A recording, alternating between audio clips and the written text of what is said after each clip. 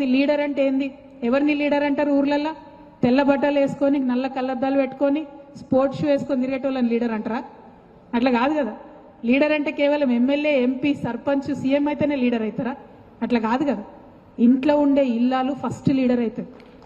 ఇంట్లో ఉండే ఇల్లాలు పొద్దున్న లేస్తే భర్తకేం కావాలి, పిల్లలకేం కావాలి, ఎవరికేం కావాలి అన్నీ కూడా ఆలోచించి డిజైన్ చేసి వాటిని టైమ్లీ ఎగ్జిక్యూషన్.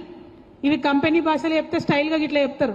కానీ అమ్మాయి ఏం చేస్తుంది? పిల్లాడు స్కూల్కి పోతుందంటే వాడు పోయే లోపలనే టిఫిన్ డబ్బా కట్టాలి, వానికి ఇంట్లో పాలు తాగిపియాలి, పంపించాలి.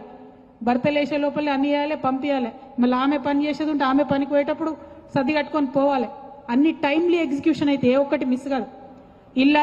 ఇల్లాలకి 2 రోజులు జ్వరం వస్తే తెలుస్తుంది ఇంటోళ్ళ సంగతి. మొత్తం డిస్రప్షన్ అయిపోతుంది, ఆగమాగం ఉంటుంది ఇంటి పరిస్థితి. అంటే ఈ సమాజంలో తొలి లీడర్ ఇల్లాలు. ఆ ఇల్లాలు ఉంటే లీడర్ అంటే ఎవరో ఆకాశంలోకి వెళ్ళి ఊడి పడరు. తల్లి గర్భంలోకి వెళ్ళి ఎవరు కూడా నాయకత్వ లక్షణాలతో పుట్టరు.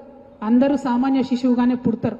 కానీ నేర్చుకుంటూ మార్చుకుంటూ ముందుకెళ్లేవాడే నాయకుడు అవుతాడు తప్పితే మూస పద్ధతిలో కొనసాగేవాడు నాయకుడు కాడు. వాడి వల్ల 10 మందికి ఉపయోగం కూడా ఉండదు.